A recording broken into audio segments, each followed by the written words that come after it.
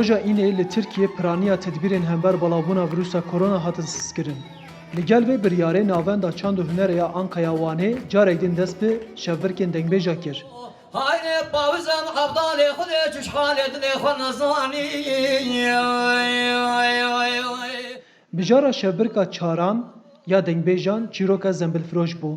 Di destpêka bernameyê da çîrokbêj Mam Ezîz ji çîroka navdar ya zembilfiroş beşek got. Cekî tîj dibe zembîlfiroş piştî zembîlê xwe mala xwe konê xwe bar dike ber cake koçerî û dervîşiya xwe.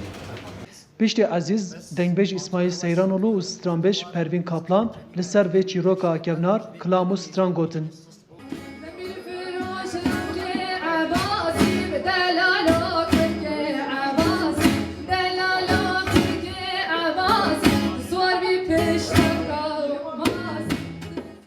Stranbêj Pervîn Kaplan ku piştî demek dirêj derketiye pêşberî hunerhezan wiha keyfxweşiya xwe anî ziman.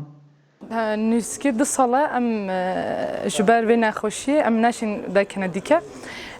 Gelek ez keyxweş me dema ku heval hatine lalê min li ba min gotine min bernameyê ve heya tu çawa difikirim û ez gelek keyxweş me ji ber ku miletê me ji bo çandê têniye.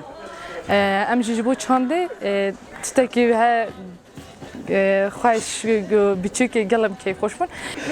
اما برنامه چاره هبه برنامه من هموج هاتجی در باز دارن. اما لبام شابونه که گله که هیجه. او شابون که کارچکا که نیرنیوانی سر دیروکوان نیرنیوانی که سر کسبتی و جیانوان بروی که.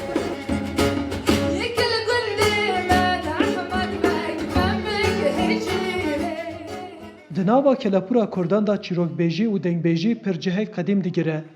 Li koç û dîwanan kom dibûn û heya direngiya şevê çîrok û kilam digotin. Çîrokbêj Mam Ezîz dibêje ku çîrokgotin di heman demî da dîroka Kurdan ya bidevkiye. Li dîroka me bi nivîsê hatiye berzekirin, hatiye talankirin, hatiye şewitandin li em mane dengbêj mane. û dengbêjî gelek ne tenê bi newayê ne tenê ki bu kilama em li guhdar bikin. û dengbêj xeynî dengbêjtiyê dîrokzaneke jî. Hêjeyê gotinê ku piraniya guhdarvanan ji ciwanan pêk dihat.